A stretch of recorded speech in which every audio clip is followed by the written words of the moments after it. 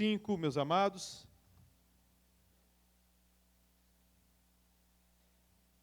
Mateus capítulo 5, versículo 1.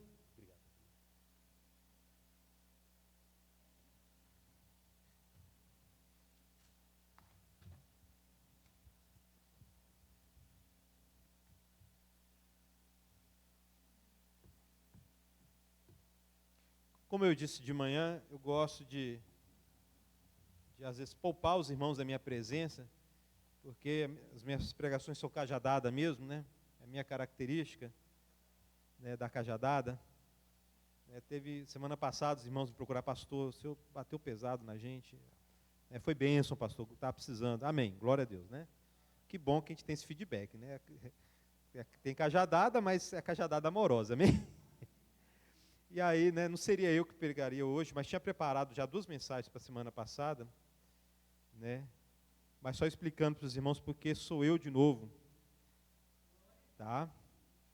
Eu gosto de poupar os irmãos da minha presença, né? Minha presença brava e nervosa. Glória a Deus, igreja. Amém. Mateus capítulo 5, versículo 1.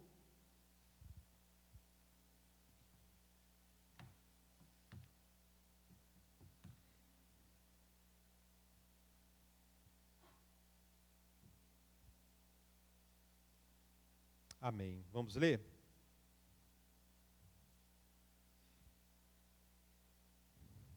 Vendo Jesus as multidões, subiu ao monte, e como se assentasse, aproximaram os seus discípulos. Ele passou a ensiná-los, dizendo... Está pegando, não?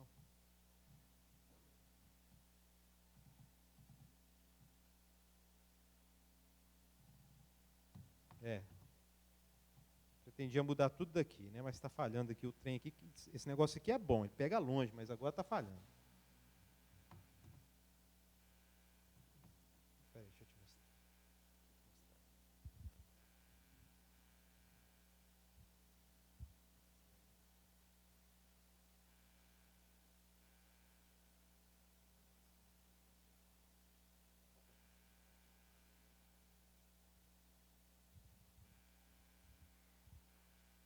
Glória a Deus, igreja.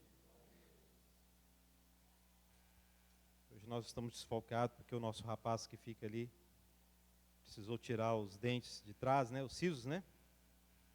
Vamos lá de novo, vamos começar, amém, meus amados? Vendo Jesus as multidões, subiu ao monte e como se assentasse, aproximaram os seus discípulos. E ele passou a ensiná-los, dizendo... versículo 2 antes, vai lá. Agora o 3.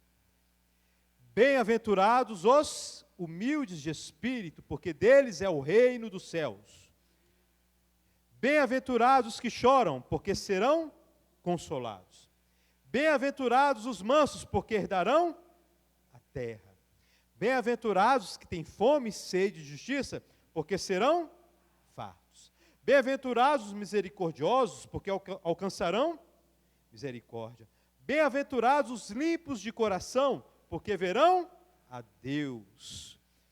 Bem-aventurados os pacificadores, porque serão chamados filhos de Deus. Aleluia. Bem-aventurados os perseguidos por causa da justiça, porque deles é o reino dos céus. Bem-aventurados sois quando por minha causa vos injuriarem e vos perseguirem, e mentindo disserem todo mal contra vós. Regozijai-vos e exultai, porque é grande o vosso galardão nos céus, porque assim perseguiram os profetas que vieram antes de vós. Pai Santo, essa é a tua palavra poderosa, meu Deus, somos dependentes do Senhor, meu Deus, lemos, entendemos, meu Deus, mas, meu Pai, a obra do Espírito Santo é muito abrangente, Pai. Além de fazer entender, Pai, Ele nos convence, nos constrange e nos transforma, meu Pai. Então, Pai, que o Senhor possa agir assim nesta noite, Pai. Através da Tua palavra, Pai, que a palavra possa confrontar, ensinar, confortar, consolar, Pai. Tudo isso para o louvor da Tua glória. Me ajude, meu Deus, como pregador, como aquele, meu Deus, que vai levar a palavra, e ajude os meus irmãos como ouvintes, Pai. E que todos nós, Pai, pelo Espírito Santo do Senhor, pelo poder do Senhor, Pai, sejamos praticantes da Tua palavra, no nome de Jesus. Amém. Meus amados irmãos, o Evangelho de Mateus, este Evangelho maravilhoso, né? O Evangelho mais completo, no que diz respeito à vida de Jesus, apesar de que Lucas, entre detalhes, né? Detalhes, Lucas ele fez um trabalho diferente, um trabalho de campo, ele conversou com as testemunhas oculares, né? E ali, pegando também o Evangelho de Marcos, ele escreveu, se baseando no Evangelho de Marcos, ele escreveu o Evangelho de Lucas. Então, o Evangelho de Lucas e de Mateus são os mais completos. Mateus, meu querido, escreveu por volta de 60 anos depois do nascimento de Cristo. Jesus já tinha ido embora, por volta de 30 anos. E ele escreveu este evangelho que maravilhoso, né, que traz este sermão maravilhoso, que muitos chamam de o sermão da montanha. E aí há um debate para ver se esse sermão foi feito numa planície ou numa montanha, né? Essa palavra aí é meio complicada. Está tendo aí, né? Ok, não tem problema se foi numa planície, numa montanha, se foi um vale, se foi no abismo. O que importa é que são as palavras do nosso Senhor e Salvador Jesus Cristo. Glória a Deus, igreja.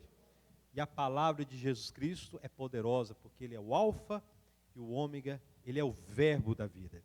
Ele é a palavra da vida. Glória a Deus, igreja. E este evangelho maravilhoso. E vocês têm que se lembrar o seguinte, olha, quem que veio pregando antes de Jesus? João Batista. E qual que, se você for resumir a pregação de João Batista em uma palavra, qual você escolheria?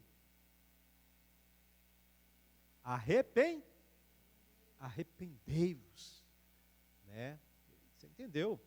Meus amados, você tem que entender, meu querido, que aqui é João Batista e Jesus Cristo falando para o povo das Escrituras.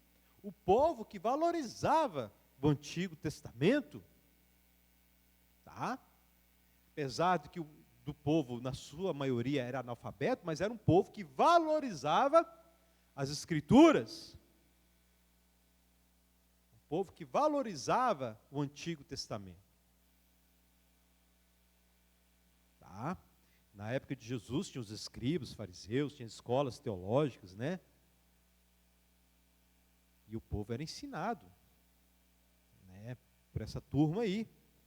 Mas aí veio Jesus e João Batista pregando, arrependam-se, olha, povo de Deus, arrependam-se. Então nunca se estranhe, meu querido, quando a gente vira também para a igreja, para o povo de Deus hoje, que é a igreja, a gente prega, arrependei-vos, porque Jesus fez isso com o povo da Bíblia, o povo que valorizava as Escrituras, né, o Antigo Testamento. Hoje nós temos o Antigo e o Novo Testamento, não é verdade? Mas se estamos vivendo hoje no cristianismo cultural, né, onde, no Brasil, por exemplo, né, onde a nação é caracterizada, é dito por aí, pelos estudiosos, olha, nação cristã. E você conversa com as pessoas aí fora, você pergunta, qual que é o seu Deus? A maioria esmagadora vai falar, olha, meu Deus é Jesus, tem um Pai, tem um Filho, tem o Espírito Santo. Não é isso? Né? Isso nós chamamos de cristianismo cultural. A nação de Israel também é uma nação que estava, olha, só existe um Deus, Isto, meu querido, o trabalho que o Senhor teve no Antigo Testamento, se você pegar o Antigo Testamento e pensar o seguinte, olha, qual que foi o trabalho que Deus teve aqui, qual foi o ponto aqui que Deus brigou com a nação de Israel, e o Antigo Testamento todinho e tal, a história de Israel, qual foi o ponto?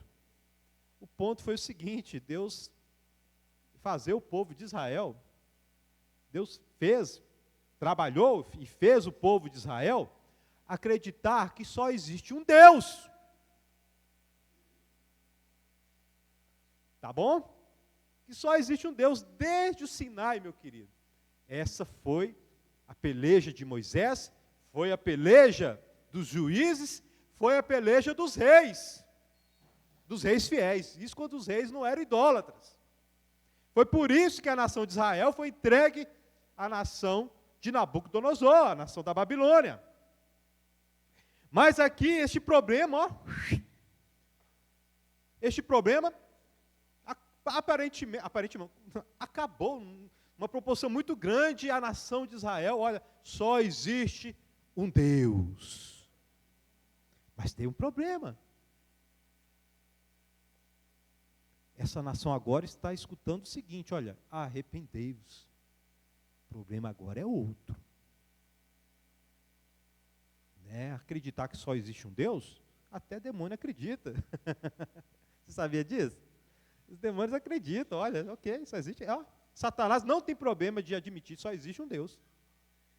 Apesar dele enganar você, tentar enganar você, mas ele sabe que só existe um Deus. Tá? E a nação de Israel aqui, no contexto de Jesus, realmente, olha, idolatria era mínima. Muito pouco, se é que existia. Tá? Mas essa nação está escutando de João Batista e de Jesus. Arrependei-vos. E aí Jesus aqui no contexto já tinha juntado a turma dele. Já tinha os seus discípulos, seus seguidores. Seus seguidores estavam seguindo Jesus, aí Jesus, deixa eu ensinar para essa turma aqui, para os meus discípulos. Tanto que o conteúdo deste sermão é para quem já é convertido. Sabe? Se você parar e analisar, Jesus está falando, não está pregando arrependimento. Ele está pregando, ensinando, olha, vocês que estão me seguindo, agora vocês vão fazer isso. Vocês ouviram o que foi dito, por exemplo, na nação de Israel, ali, tem um mandamento de Moisés que é o seguinte, olha, olho por olho, dente por dente. Mais ou menos isso. Tá? Tá lá. Sabe o que a nação de Israel fez com este mandamento? Sabe o que estava sendo ensinado para o povo? Que isto poderia ser levado para as relações pessoais. Este mandamento foi dado a Moisés, não foi para o povo, não. Está lá, está escrito lá, para você ler. Você vai lá e você vai ler esse mandamento. Mas esse mandamento foi escrito para os juízes. Juiz, olha, quando você for julgar, que a sua sentença seja proporcional ao crime.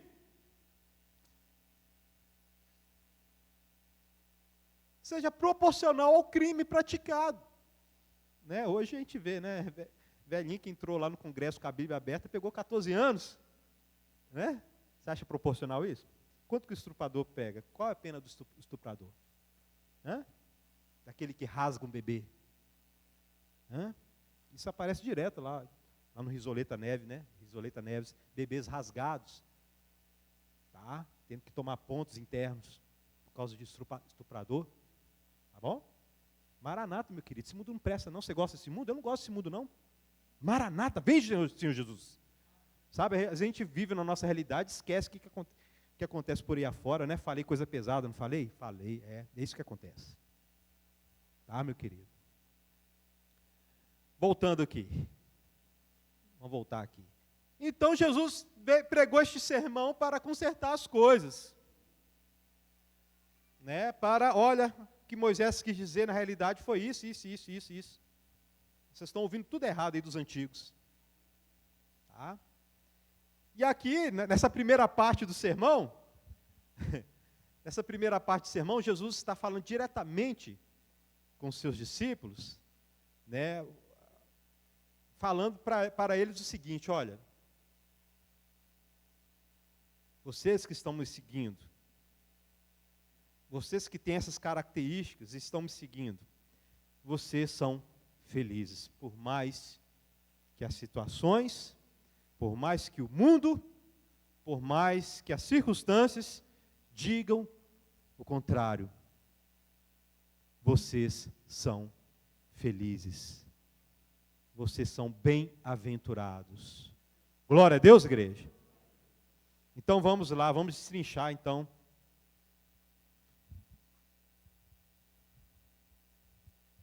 este texto para a glória de Deus. A primeira bem-aventurança aí, olha, versículo 3. Jesus falando com os discípulos. Bem-aventurados os pobres de espírito, os humildes de espírito, porque deles é o reino dos céus. E aqui, meu querido, eu quero colocar algumas regras aqui para você entender este texto aqui, olha. Então, algumas coisas técnicas. Pastor, que isso, coisas técnicas no meio da pregação? Meu querido, você não aprendeu a ler? Né? Aprender a ler é um aspecto técnico da leitura, não é? É lógico. Tem aspectos técnicos aqui do texto aqui, olha. Por exemplo, olha, meu querido irmão, o que você deve entender? Primeiro, que todas as bem-aventuranças aqui, cada característica, os que choram, os pobres de espírito, os humildes, cada uma dessas características são dependentes dessa primeira aqui. Tá? Elas estão interligadas, elas não são independentes. Elas dependem das outras para existirem. Glória a Deus, igreja. Outra coisa que você deve entender também, meu querido, porque cada uma dessas bênçãos que Jesus vai falar que nós temos ela agora, neste momento, antes da vinda de Jesus, de maneira parcial. De maneira parcial. Quando Jesus voltar, nós teremos essas bênçãos na totalidade. Glória a Deus, igreja. Nós teremos elas de forma completa. Amém, meus amados? Por exemplo, olha, o já e o ainda não do reino. Jesus deixou bem claro, olha, por enquanto vocês não vão falar o seguinte, olha, o reino de Deus está ali, está aqui. Não, o reino de Deus está dentro de nós. Amém, meus amados? Mas vai chegar o dia que o reino de Deus será visível. Glória a Deus, igreja. Aquilo que foi prometido, profetizado pelos profetas, né? A destruição da morte, a destruição da dor, da tristeza, da fome, das doenças, das pestes, de tudo aquilo que é ruim, de tudo aquilo que é consequência do pecado, né? Vai acontecer na vinda do reino. Amém, meus amados?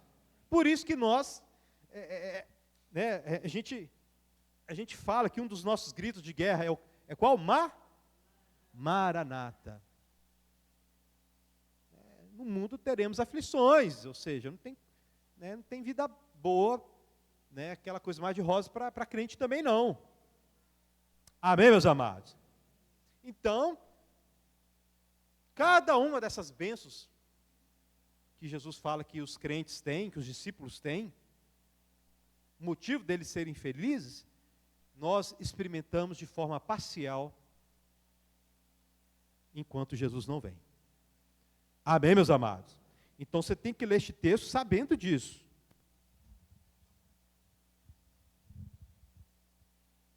E outra, para você entender, outro aspecto técnico aqui, olha, para você entender a característica, o que é humilde de espírito, também é necessário você entender a recompensa. Bem-aventurados os humildes de espíritos, porque deles a bênção está ligada com a característica. São aspectos, são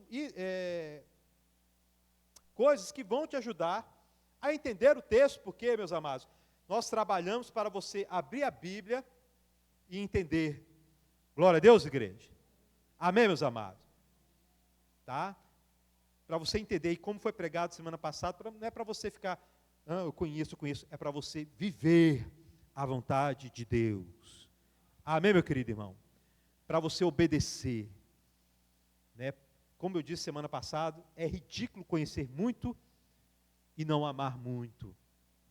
O amor, se conhecemos muito, meu querido, devemos amar muito. Glória a Deus, igreja. Vamos lá, então. Agora vamos para o texto. Vamos destrinchar isso aqui. O que é pobre de espírito? Meus amados, pobre de espírito né, é a pessoa se declarar falido espiritualmente. É a pessoa olhar para si mesmo e dizer o seguinte, olha, e ter a convicção de que não tem nada para oferecer para Deus. Eu não tenho nada para oferecer para Deus. Eu estou morto nos meus delitos e pecados. De mim mesmo, não tem nada. Porque todas as outras religiões do mundo, e até mesmo na época de Jesus, até mesmo o povo das Escrituras, o povo de Israel, estava sendo levado pelo mérito. E no que é que eles colocavam a esperança? Ah, eu sou filho de Abraão. Você está falando que eu tenho pecado, Jesus? Eu sou filho de Abraão. O próprio João Batista confrontou eles. Olha, não vem falar que vocês são filho de Abraão. Eu estou pregando arrependimento. Não vem falar que vocês são filhos de Abraão, porque dessas pedras Deus faz filho de Abraão. Mostrem frutos dignos de arrependimento. Amém, meus amados? Então, o pobre de espírito, lá no fundo do coração dele, ele olha para si, ele olha para si mesmo e diz o seguinte, olha, não tem nada aqui. Só tem perversão. Só tem vaidade, egoísmo, só tem coisa ruim aqui. E se eu tenho alguma coisa boa, vem do Pai das luzes. Todo o crédito é dele. Eu de mim mesmo sou nada, sou totalmente dependente de Deus. Deus, através do profeta Isaías, Deus fala o seguinte para o povo de Israel: o que vocês têm para me oferecer? O céu é meu, a terra é estrado para os meus pés. Vocês não têm nada para me oferecer? O povo estava convencido, olha, nós temos o templo, nós temos o culto. Aí Deus fala, vocês não têm nada para me oferecer? Em outra parte ele fala, vocês acham que novilhos, bois, vocês acham que isso é alguma coisa para mim? Isso não é nada. Não é nada. Hoje a gente pode achar, não, Deus, eu te elogiei tanto no culto, falei tantas coisas bonitas a respeito do Senhor. Deus olha para isso e fala o seguinte, isso não é nada para mim não, cara. Vocês acham que vocês fez mais com obrigação? Meu querido, no final das contas, a oração faz bem é para quem? Para você. E o louvor, se você falar coisas bonitas para Deus, no final das contas, quem é beneficiado na situação? É você, meu querido. Deus é autossuficiente, meu querido. Ele não precisa da gente, não. Sabe? Ele não tem um ego frágil, precisa de elogio, porque eu preciso de ouvir coisas bonitas a respeito de mim mesmo, porque eu sou tão inseguro. Meu querido, Deus olha para o lado, e Ele olha assim, não tem ninguém, eu sou o alfa e o ômega. Glória a Deus, igreja. Você não tem nada para oferecer. Mas eu estou me santificando, eu estou obedecendo a Deus. Aí Deus olha para você e fala o seguinte, não, meu querido, sua justiça é trapo de imundície. Tá? Antes de qualquer culto, ali, meu querido, tinha que fazer o sacrifício, olha, o pecado tinha que ser perdoado. Lá no tabernáculo, no templo de Salomão, tinha que fazer o sacrifício que apontava para o sacrifício de Cristo. E hoje, meu querido, tudo que nós fazermos, qualquer coisa que a gente produzir para Deus, por obediência, deve ser purificado no nome de Jesus, deve ser feito no nome de Jesus, amém, meus amados? Pobreza de espírito é isso, meu querido. Não tenho nada para oferecer. Glória a Deus, igreja.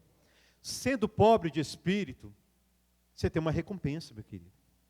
Não tendo nada, não tendo nada segundo a vaidade do homem e a vaidade do sistema, e a vaidade da religiosidade, se você não se apegar a nenhuma dessas coisas, você tem tudo. O que você tem? O reino de Deus. Aquilo que foi prometido. Glória a Deus, igreja. A lógica de Jesus é o seguinte, eu não vim para ser servido, mas para... Outra lógica de Jesus, aquilo que vocês querem que os homens façam para vocês? Não é essa a lógica de Jesus? Se você quiser ganhar a sua vida, o que você tem que fazer? A lógica de Jesus é diferente. Porque Jesus não está ligado e não ama os valores deste mundo. Glória a Deus, igreja. Sabe? Então, e os valores deste mundo estão ligados aos valores do homem, aquilo que ele considera. E a Bíblia já diz, olha, o coração do homem é pervertido, não tem nada que vocês podem me oferecer, tem nada, vocês não têm nada, né? Mas eu abençoo vocês, eu dou tudo para vocês, eu dou meu filho para vocês. Você não é ninguém, realmente você não é ninguém, mas você pode ser meu filho, se você crer no unigênito, no meu primogênito, Jesus Cristo. Glória a Deus, igreja. Então, sim, Deus, ele pega pesado, mas ele libera suas bênçãos. Ele fala a verdade, olha, você é nada, você não tem nada para me oferecer, você está morto, né? Mas você pode ser abençoado, se você se render ao meu filho. Glória a Deus, igreja. Amém, meus amados? E aqui Jesus está falando para os seus seguidores, olha, bem-aventurados são vocês. Aí que está tem um ponto aqui. Qualquer um que rejeitava de Jesus, na época de Jesus, ou hoje, não era pobre de espírito. Tá bom? Qualquer um que rejeitava Jesus, qualquer um que ouvia a palavra de arrependimento, não, eu preciso arrepender, não. Qualquer um que ouvia que Jesus era o Messias e rejeitava, porque ele era humilde, porque ele era diferente, porque ele pregava amor ao próximo, ele amava os pecadores, ele amava a justiça e tal, né? Era um Messias diferente. Qualquer um que rejeitava Jesus não era pobre de espírito e continua sendo. Qualquer um que rejeita Jesus hoje, meu querido, sabe, no final das contas, lá no fundo da alma, é o orgulho, é a vaidade que prende. Tá bom? Glória a Deus, igreja. Ah, ele não crê em Jesus porque é difícil crer na Bíblia. Não, meu querido, é o orgulho e a vaidade que prende ainda. Está lá em Romanos capítulo 1, né? O homem se acha sábio e se torna louco. Resiste à verdade, dá crédito à mentira e cai em idolatria. Terrível, hein? Vamos para outra característica. Bem-aventurados os que choram, pois serão o quê? Consolados, meu irmão. E aí você tem que entender, Jesus não está falando aqui de qualquer choro, não, meu querido irmão. Não é qualquer choro, não. Né? Tem atleticano chorando hoje, ou cruzeirense chorando, não sei.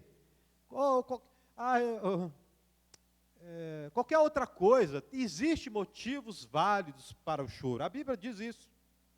A Bíblia ensina isso. Tá? Existem motivos válidos para choro. Mas aqui não é qualquer choro. Tá? Você tem que entender que esse choro aqui está ligado à primeira característica. A pobreza de espírito. Tá? A pobreza de espírito. Pastor, eu posso levar para os outros motivos também, que são, a Bíblia permite que eu chorar, né? A Bíblia fala, pode chorar por causa disso aí, não tem importância não. Né? Pode até levar, mas a questão mais ligada aqui ao choro aqui, é o choro, né, de alguém que se vê pobre de espírito. Alguém que se vê necessitado de um consolo. Jesus se apresenta como consolador. Você sabia disso? Ele se apresenta como consolador quando ele diz o seguinte, olha, eu enviarei outro consolador. Meus amados, o consolo que nós temos, meus amados, é Cristo Jesus. Amém, meus amados? O consolo de entendermos, olha, ai de mim que vou perecendo, quem vai salvar minha alma? O Espírito nos revela, Cristo Jesus salva a sua alma. Cristo Jesus faz você passar pelo julgamento sem ser condenado. Você está bem.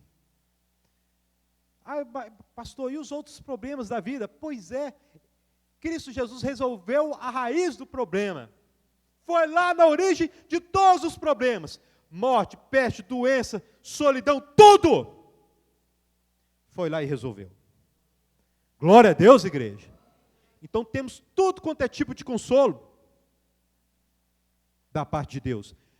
Mas lembrando que nós temos um consolo parcial. Amém, meus amados? Aqui nessa vida nós temos um consolo parcial. Tá bom?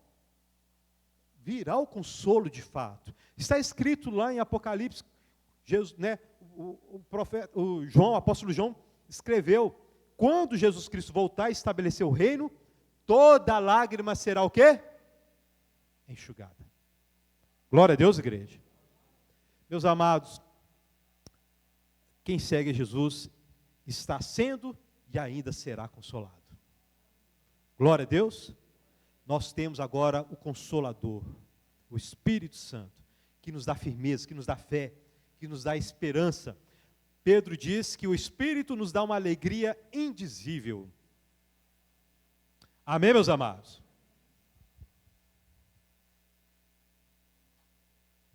Bem-aventurados os, versículo 5, bem-aventurados os mansos, em outras versões, humildes, pois receberão a terra por herança.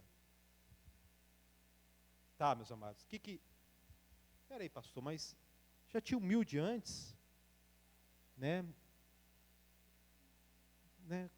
E agora tem humilde de novo, né? Em algumas versões da Bíblia aí. Qual que é a diferença desse versículo aí, dessa terceira bem-aventurança da primeira? Meu querido, segundo os estudiosos, a primeira característica está mais ligada com Deus. É o homem diante de Deus se declarando: olha, eu sou pobre, eu preciso do Senhor. O Senhor é tudo para mim. O Senhor é minha salvação, minha justificação, minha santificação. O Senhor é tudo para mim. Eu não posso nada. Os mansos aqui, os humildes aqui em algumas versões, está ligado mais ao relacionamento do homem com os próprios homens.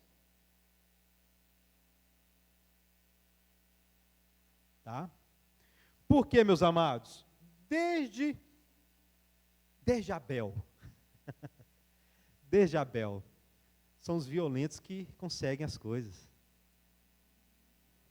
São os orgulhosos. São os altivos. Um sistema de vaidades. Um sistema cheio de vaidade, né? São os mentirosos, os vaidosos, os orgulhosos, aqueles que têm uma opinião elevada de si mesmos. É que conseguem as coisas.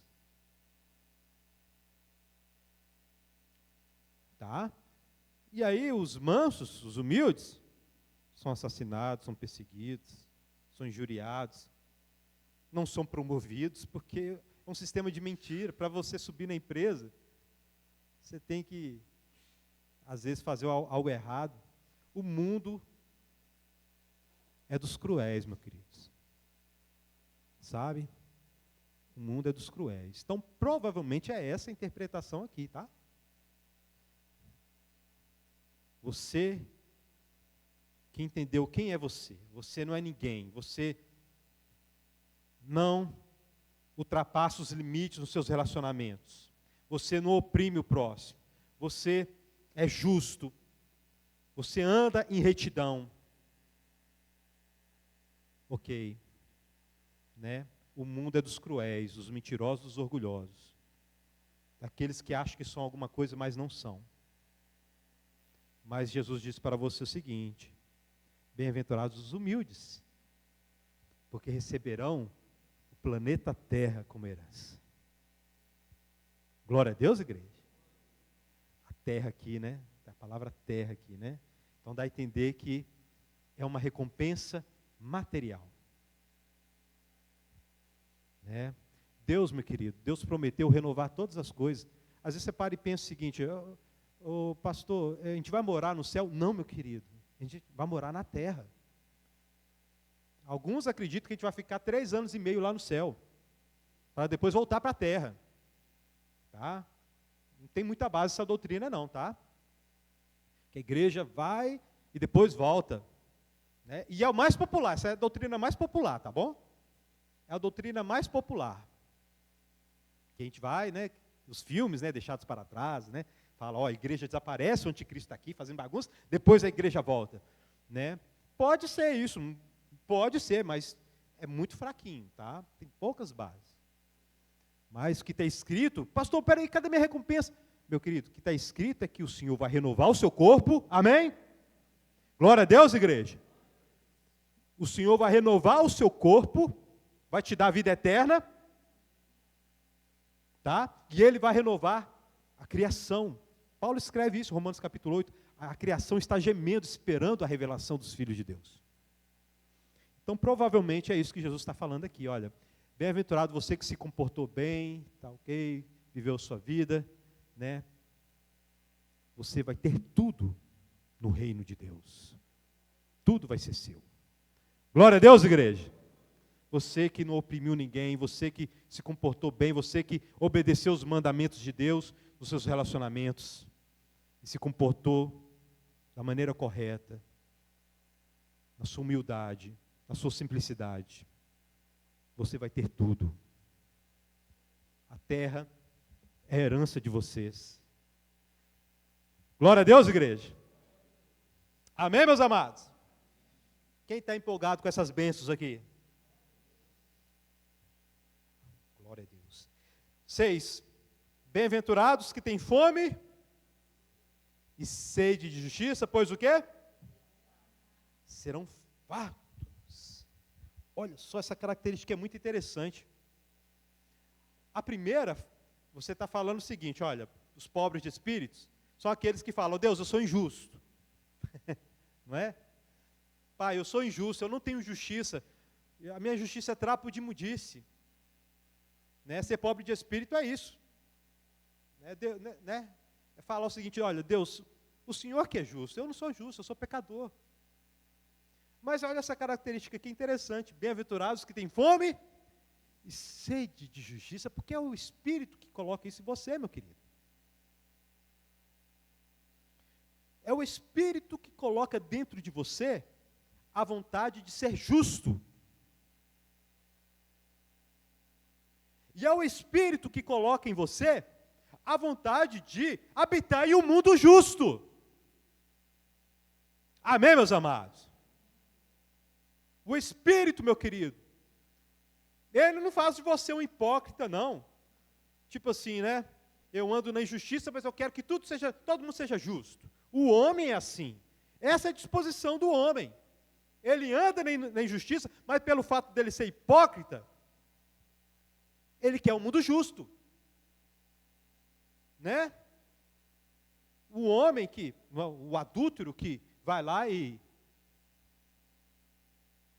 toma a mulher do outro, ele não quer que o outro tome a sua mulher. O homem é assim, é uma injustiça e hipocrisia. Hipócrita, me desculpe. Mas Jesus, o Espírito, coloca em você uma fome e sede de justiça de Deus. Glória a Deus, igreja. Colocando a fome e sede de justiça, primeiro você vai querer ser justo. E temos dois problemas aí. Se você pecou uma vez, acabou a sua justiça. Mas Jesus falou o seguinte, vocês serão saciados, porque o meu sangue te limpa de todo o pecado. Glória a Deus, igreja. Então, minha justiça diante de Deus está ok. E o mesmo Espírito coloca em você a vontade de você ser pessoalmente justo. Vou caminhar em justiça. Que nós chamamos de santificação. O cristão não fica no pecado, ele não se lambuza no pecado. Ele peca, mas não se lambuza no pecado, porque não faz mais parte dele o pecado. Glória a Deus, igreja. Este é o aspecto pessoal da fome e sede de justiça. O aspecto da justificação, Jesus te justifica, amém, meus amados? Romanos capítulo 5, né? Justificados, pois, temos paz com Deus. E o aspecto da santificação. Então, o crente que, por exemplo, fala, não, Jesus me salvou e anda na injustiça, não tem o Espírito Santo, não. Não tem fome e sede de justiça. Só conveniente, olha, Jesus morreu pelos meus pecados, né, agora eu posso viver em pecado. Não tem o Espírito Santo, não. Não tem. Esses dias eu estava vendo um vídeo muito triste de um filho de pastor. Ele é filho de pastor e ele se tornou famoso por fazer vídeos engraçados com situações de igreja e situações de louvor, né, do louvor. Fazia muitos vídeos engraçados, né, e a gente via os vídeos, olha, é isso que acontece na equipe de louvor e tal, né. Ele fazia o papel de um pastor, né, que chama as pessoas no gabinete para conversar. Meus amados, que triste, muito triste a forma que ele está caminhando para a injustiça, né? Quer a justificação de Cristo, mas não quer a santidade de Cristo. Muito triste mesmo, sabe? Que Deus abençoe ele e leve ele para o arrependimento. Tem muito crente assim, meu querido. Tem muito crente que vão viver a vida, vão para o carnaval, não tem importância sair transando, não. Sabe? E essas eram as palavras dele, né? Muito triste. A igreja é um povo que oprime, um povo que, ok, vocês falam que é pela graça, mas depois vocês falam que tem que parar com isso, parar com aquilo. Tá? Para com isso, senhor. Deixa o menino viver a vida dele, deixa ele transar, deixa ele fazer isso, tá. Muito triste. O cristão tem fome e sede de justiça. Amém, meus amados? O cristão tem fome e sede de santidade. Ele encontra a santidade em Cristo. Cristo torna ele santo, amém? E Cristo, o Espírito Santo, o leva para o caminho da seriedade, da santificação. Como eu disse para os irmãos, a nossa santidade, a nossa santificação, que é o nosso esforço para andar corretamente diante de Deus, não paga um centavo da nossa salvação. Não paga. Não paga. Não se alegre, olha, agora Deus vai me salvar. Não é assim. Se alegre porque Deus te salvou em Cristo. Se alegre com a sua santificação, ok, olha, que bom que Deus mudou a minha mente. Assim você pode se alegrar. Amém, meus amados? Que bom que Deus mudou a minha mente, eu não gosto mais dessas coisas. Glória a Deus. Amém, meus amados? Sabendo que não paga um centavo da salvação. Amém, meus amados? Mas é um sinal da salvação. E aí tem outro aspecto, né? Falamos do aspecto pessoal da justificação e da santificação, e tem um aspecto também, da fome e sede de justiça, de habitar no mundo justo. Meu querido, se você tem fome e sede de justiça, para que os assassinatos, os roubos, as mentiras,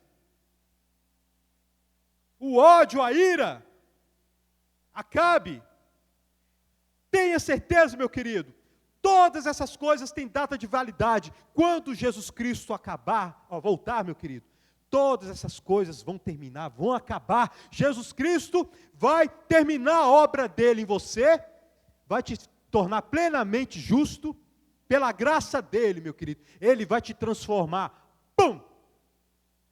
sem tentação, sem pecado mais. Glória a Deus, igreja. E vai tirar todo aquele que não está neste processo, dessa realidade. Vai mandar para o inferno. Vai mandar para o inferno juntamente com o diabo. Ele vai separar a terra, meu querido. Essa dimensão aqui será uma dimensão da justiça. Toda a criação, todo o universo não vai ser mais afetado pelo pecado, mas vai funcionar de acordo com os filhos de Deus. Glória a Deus, igreja. Então tenha certeza, meu querido, dias melhores virão. Amém? Isso não é autoajuda não, meu querido. Não é sobre este tempo, não é sobre essa vida não, meu querido. É sobre a volta de Cristo Jesus. Glória a Deus, igreja. Outra característica, né? Fome e sede de justiça. É uma característica do cristão. Olha só o versículo 7, olha o que diz aí, que maravilha. Gostei demais desse aqui, viu? A recompensa disso aqui é muito interessante. Bem-aventurados pois obterão o quê? Olha que interessante. Né? Misericórdia aqui, meu querido, é aquela coisa mesmo, olha. Tem um aspecto da compaixão, né? A misericórdia aqui tem o seguinte aspecto, olha, bem-aventurado aquele, né, que dá outra face, aquele que não se vinga, aquele que não paga, né, injustiça com vingança ou com justiça, aquela coisa ferro e fogo. Bem-aventurados misericordiosos.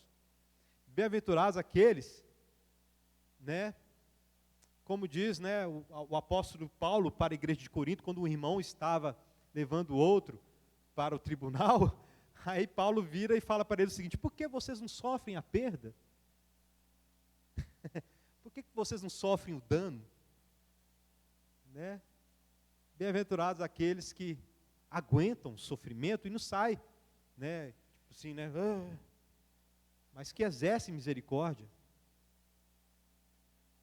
Né? Este sentido aqui. Tá? Não é o sentido da empatia, da compaixão, não. Pode até ter um pouquinho, mas é mais um sentido, olha.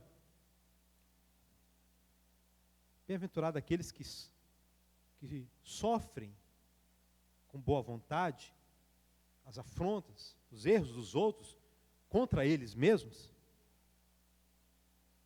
Sabe por quê? Porque eles também precisam de misericórdia.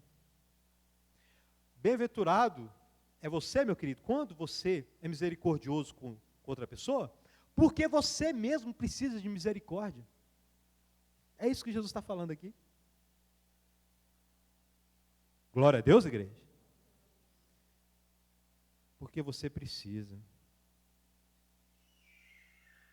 Meu querido, como é que você tem tratado o pecador? Você se alegra quando o pecador sofre?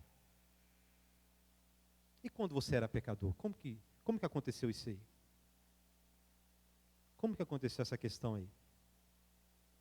Já imaginou se Deus não fosse misericordioso com você? Se Deus não tivesse paciência com você? Ah, e agora falar para crente, né? Crente que não perdoa. Ah, mas pastor, você não imagina o que fizeram comigo? Este versículo é para você? Por quê, pastor? Porque você precisa de perdão. Hã?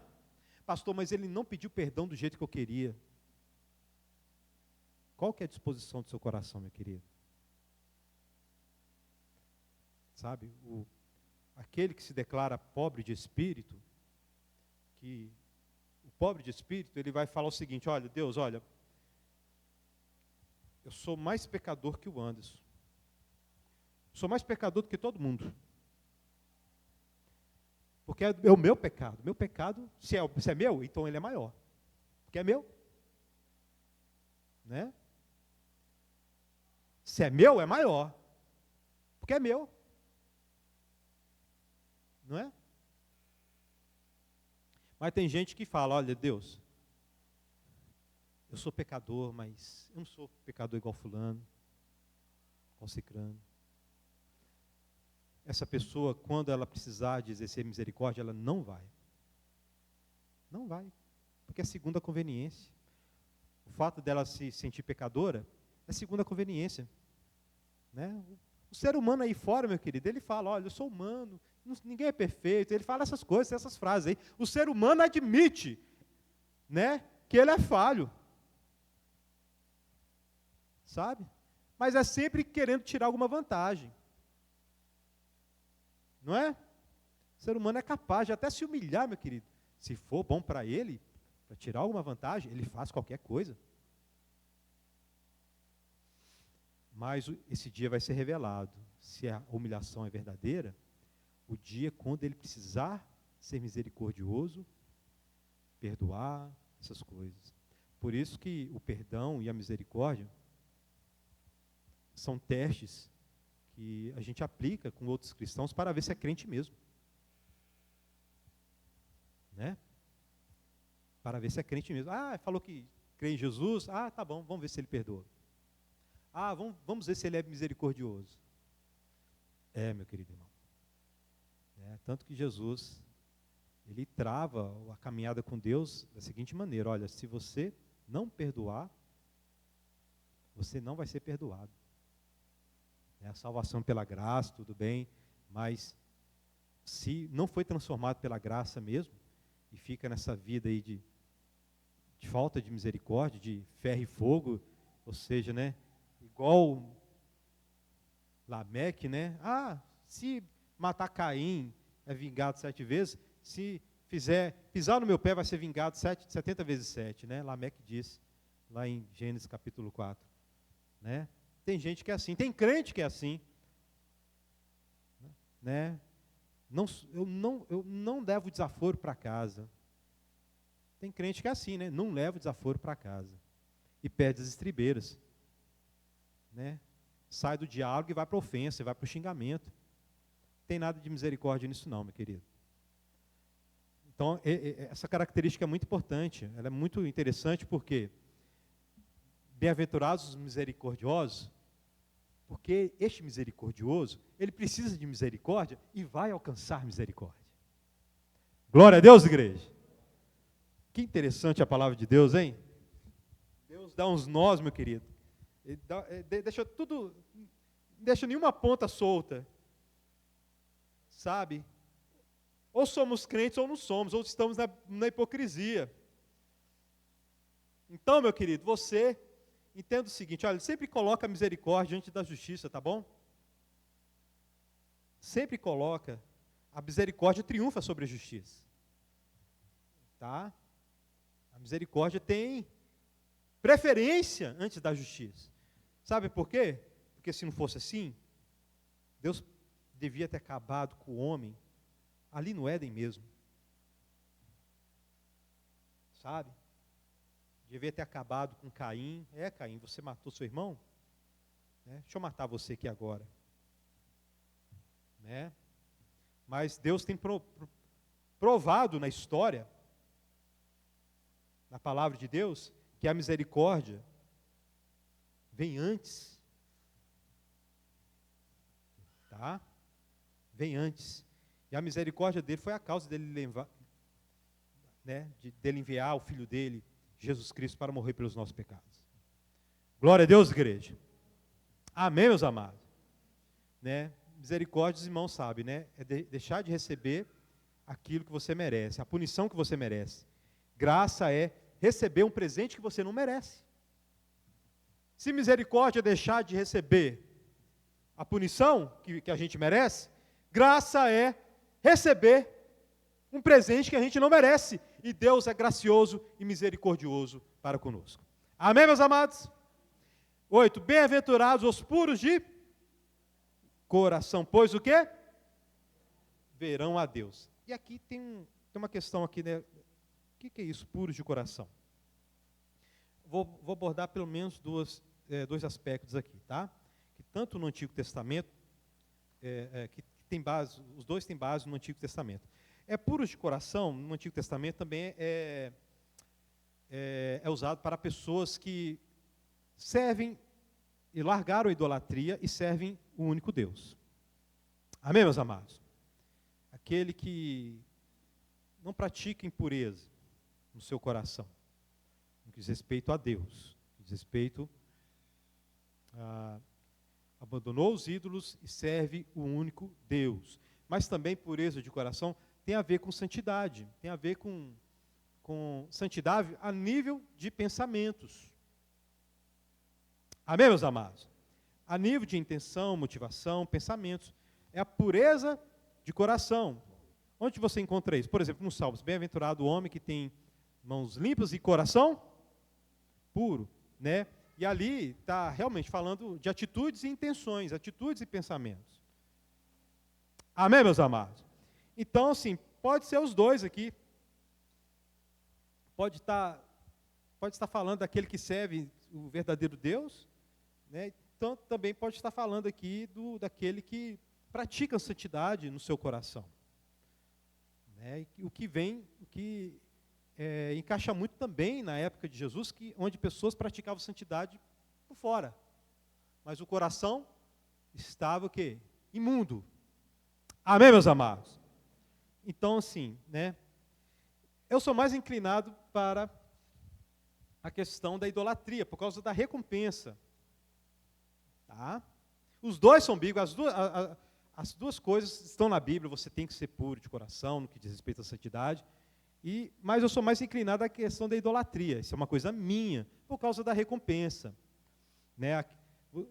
Você que abandonou os ídolos, que são nada, né, a questão lá de você ver e tocar lá aquelas estátuas, você abandonou, e você adora o Deus invisível, né? Você que adora o Deus invisível, saiu da idolatria para adorar o único Deus, é puro no coração, né? Você vai ver Deus. Glória a Deus, igreja. Né? O Deus invisível, você vai ver Deus. De alguma forma. Mas também vale para a santidade. Então, né, se a pessoa falar, não, pastor, esse texto na realidade quer falar sobre santidade, também vale, porque através da santificação, você conhece Deus. Amém, meus amados? E você, quando o reino vier, Paulo diz que, né, Deus será revelado de tal maneira, Deus será tudo em você. Amém, meu querido irmão? Deus será tudo em você, você vai conhecer Deus, sabe? É algo que vai muito além de uma visão, você ver. É algo de ser íntimo, né? Tem a ver com ser íntimo e realmente andar com este Deus. Glória a Deus, igreja.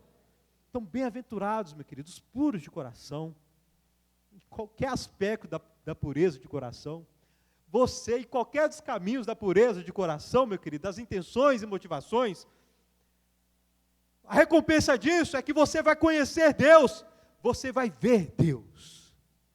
Glória a Deus, igreja. Amém, meus amados.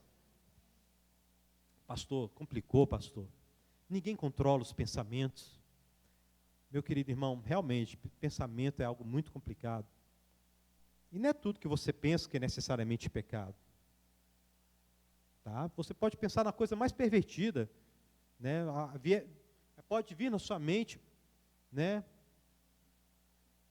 Nós temos essa capacidade, nós não temos controle sobre os nossos pensamentos em um certo nível, mas temos controle em quais pensamentos nós alimentamos. Amém, meus amados? A quais pensamentos escutamos, quais ideias, quais motivações agimos de acordo, né? Nós temos este controle, tem um fruto do Espírito, né, que se chama domínio próprio. O que é o domínio próprio, meu querido? Domínio próprio, né, é o seguinte, olha, você não foi transformado ainda, totalmente, tem coisa ruim em você. O Espírito te ajuda a segurar as coisas ruins dentro de você. Isso é domínio próprio, amém, meus amados? Ira, né? A questão sexual, por exemplo, né? Domínio próprio. Você consegue, olha, peraí, eu olhei, mas não vou desejar, não vou ficar olhando, não. Glória a Deus, igreja. Sabe? Como diz Martinho Lutero, você não pode impedir, você não consegue impedir os pássaros de voarem sobre a sua cabeça, mas você pode impedi-los de fazerem ninhos na sua cabeça. Glória a Deus, igreja. Isso também é chamado na Bíblia de pureza de coração. Impedir que os pensamentos ruins, né, prevaleçam. Os pensamentos ruins se tornem decisão, em motivação. Deus te deu essa capacidade. Glória a Deus, igreja.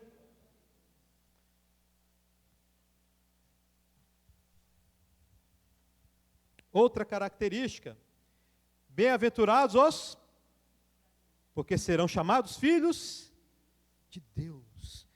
E aqui é algo interessante, olha. Jesus, se não me engano, foi o primeiro a mostrar Deus como Pai. Não é isso mesmo? Não estou lembrado de outro profeta, talvez tenha no Antigo Testamento, mas Jesus foi o que mais bateu na tecla, olha. Deus é Pai daquele que crê. Glória a Deus, igreja. E algo pelo qual Deus vem trabalhando desde o início, desde que o homem caiu, Deus vem trabalhando pela paz. Pela paz. Pela paz vertical, ou seja, paz com Ele, e pela paz horizontal, paz com o próximo. Glória a Deus, igreja. Deus trabalha pela paz. Deus quer paz. Deus, uma vez Ele chegou para o povo dele através do profeta, olha, eu tenho pensamentos de paz para vocês, mas vocês estão indo à idolatria, vocês estão buscando outros deuses, mas eu não quero punir vocês, eu não quero fazer essas coisas contra vocês, porque eu tenho pensamentos de paz, eu quero paz com vocês. Deus é o Deus de paz, amém, meus amados? Então, a paz é algo tão inerente à identidade de Deus, que Jesus fala o seguinte, olha, a recompensa daquele que promove a paz vertical e a paz horizontal, a recompensa destes é serem chamados filhos de Deus. Olha, Jesus está falando o seguinte, olha, gente, Deus é um Deus, Ele é tão da paz, que quem promove a paz vai ser filho dele. Mas aí que tem uma questão, não é qualquer paz. Meus amados, estamos aqui falando de Deus e o homem. Estamos falando de duas partes, e uma parte é Deus. Glória a Deus, igreja. Que é verdadeiro, justo, todo-poderoso, infinito, eterno. E a outra parte é o homem, criatura, finito, limitado, pervertido por causa do pecado, dependente. A paz de Deus é segundo os critérios dele. Tem gente falando por aí afora, nós devemos andar em paz.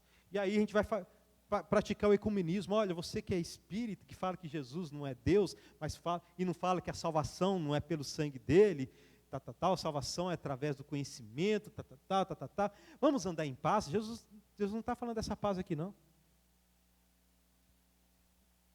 A paz de dar as mãos para o idólatra e falar, olha, todos os caminhos levam a Deus. E o trabalho que Deus teve com Israel? Você acha que Deus vai dar a glória dele para outro? A paz aqui, os pacificadores aqui trabalham a paz nos critérios de Deus. Glória a Deus, igreja. Por isso, não é à toa que depois de paz, temos outra característica. Vai lá, versículo 10. Bem-aventurados os perseguidos por causa da... Peraí, não está promovendo a paz, não? Mas o mundo jaz no maligno, meu querido irmão. O mundo não aceita a paz de Deus, não. Meu querido, às vezes os cristãos são muito condenados, pela forma que fala, o cristão está sendo arrogante, Meu querido, se você for do jeito certo, falar da forma certa, mas com conteúdo certo também, você não vai ter paz não, meu querido. Você vai arrumar problema para você mesmo. Foi isso que aconteceu com Jesus. Jesus arrumou briga com parte da nação de Israel, por quê? Porque estava pregando arrependimento. E você, ao promover a paz de Deus, a justiça de Deus, for falar com alguém, meu querido, arrependa dos seus pecados, você está errado. Você arrumou briga. É ou não é? Então, assim, não é à toa que paz está logo antes de ser perseguido por causa da justiça.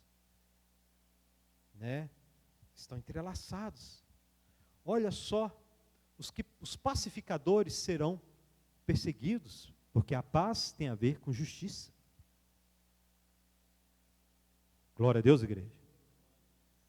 E aí Jesus afunila mais ainda. Não vamos falar da recompensa, Peraí, eu vou ser perseguido por causa da justiça, não vou? Aí Jesus dá a recompensa. É a mesma lá da pobreza de espírito, porque deles é... E o que é o reino dos céus? É o reino de justiça. É isso que o ouvinte de Jesus está entendendo.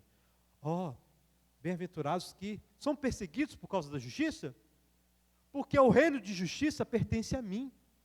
O futuro de um mundo justo pertence a mim. É neste mundo que eu vou habitar. Um mundo no qual eu não vou ser mais perseguido. Eu não vou sofrer por ser pacificador, por ser misericordioso. Hoje, meu querido, por ser misericordioso, você arruma problema com crente.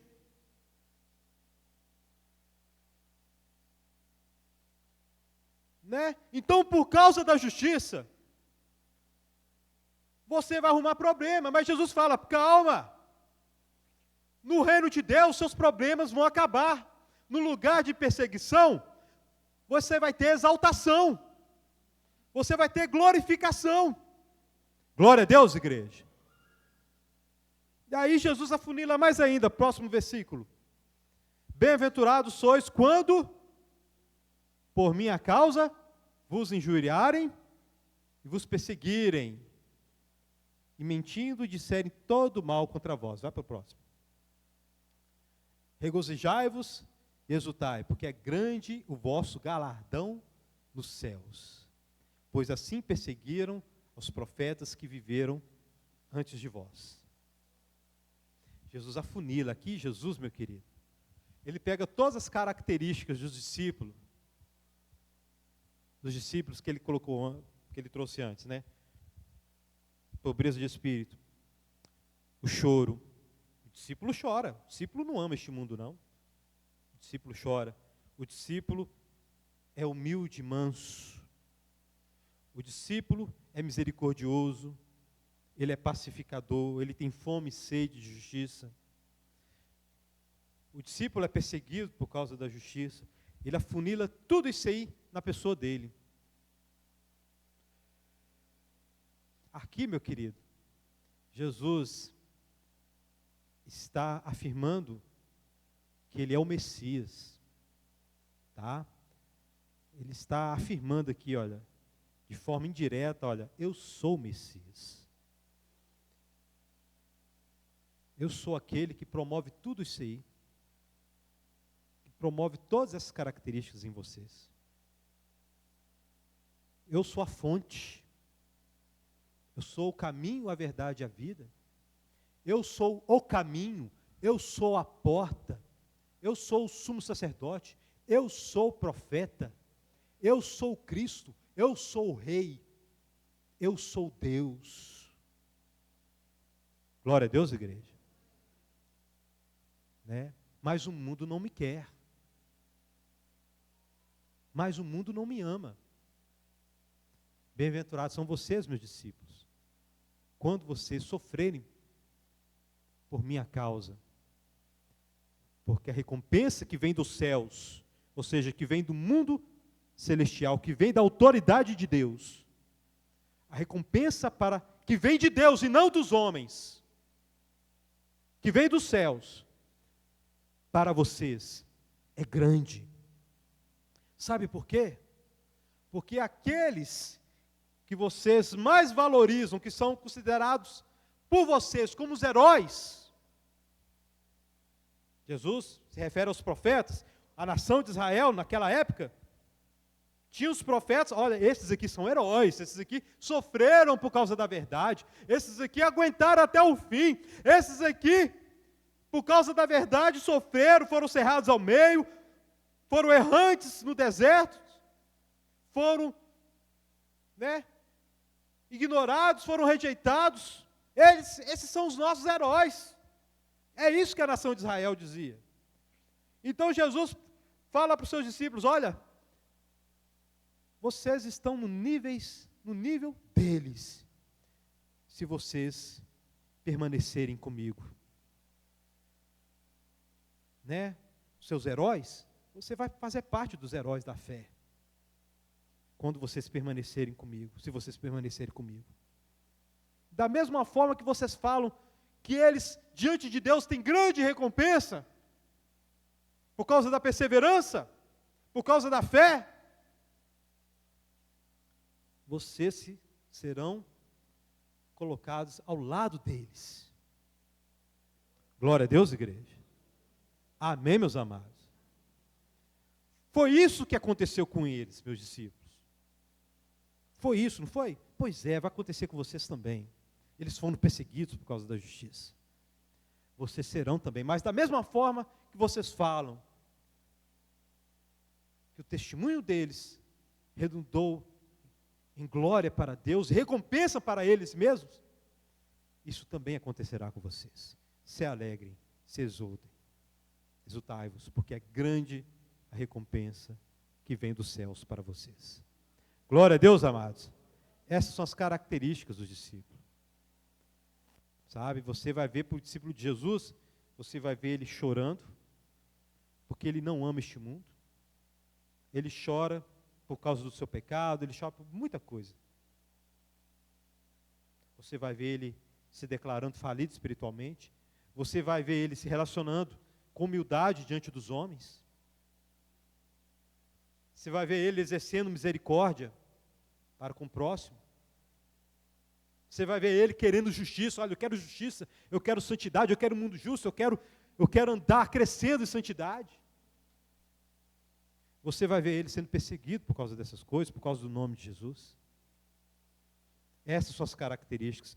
Aplicação, meu querido irmão. Duas aplicações aqui. Eu quero trazer uma aplicação evangelística para essa pregação, apesar desse sermão ser para discípulos de Jesus, para o conforto, para mostrar para os discípulos de Jesus que o futuro é glorioso. Glória a Deus, igreja. Essa pregação, né, essa parte aqui dessa pregação de Jesus, é Jesus falando para os discípulos dele, olha, o futuro de vocês é glorioso. Mas você, meu querido, que vê essas características, vê o seguinte, olha, eu não tenho essas características, né? O chamado do Espírito é o seguinte, olha, no dia que se chama hoje, se arrependa dos seus pecados. Se arrependa dos seus pecados, para que essas características possam surgir na sua vida também. Glória a Deus, igreja. Se arrependa dos seus pecados.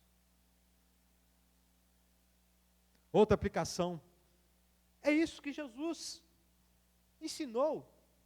Meu querido irmão, fique de pé no nome de Jesus. Fique de pé, meu querido.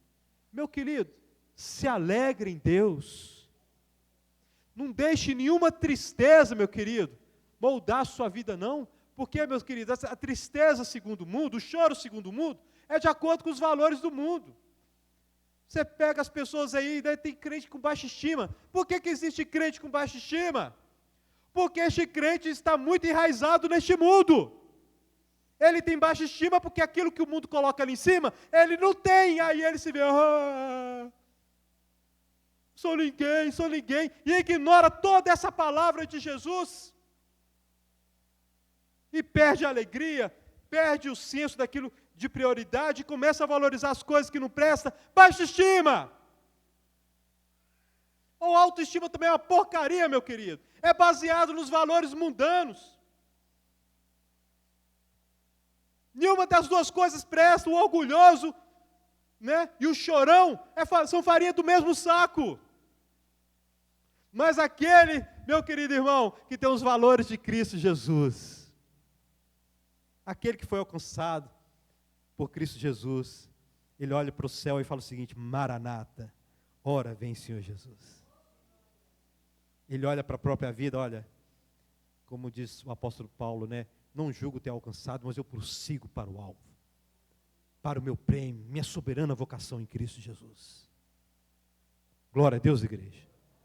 Então, como disse Jesus aqui no último versículo que a gente leu, né? Exultai, se alegrem, porque você não merece, mas Deus vai te dar uma recompensa muito grande. Glória a Deus, igreja. Coloca a mão no seu coração, Pai Santo, no nome de Jesus. Essa tua palavra poderosa, meu Deus. Essa tua palavra, Pai, que nos define, que nos chama, meu Deus, para uma nova realidade. Nos fortaleça, meu Deus, na tua palavra. Meu Pai, que realmente possamos andar segundo os valores do reino. Que possamos, meu Deus, crescer em cada uma dessas características que o Espírito colocou dentro de nós. No nome de Jesus, Pai Santo, que sejamos pobres de espírito, Que sejamos, meu Deus, pessoas, meu Deus, inconformadas com este mundo, Pai, inconformadas com este século. Deus,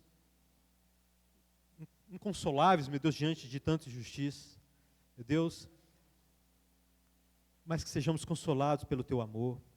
Que sejamos, meu Deus, pessoas cheias de misericórdia, de fome e sede de justiça. Sim, Pai Santo, porque temos o Espírito Santo de Deus. Pai, no nome de Jesus, Pai, que sejamos vitoriosos em Cristo Jesus. Que possamos, Pai, nos exultar, nos alegrar com a nossa recompensa em Cristo Jesus. No nome de Jesus. Amém. Tem alguém visitando a gente pela primeira, segunda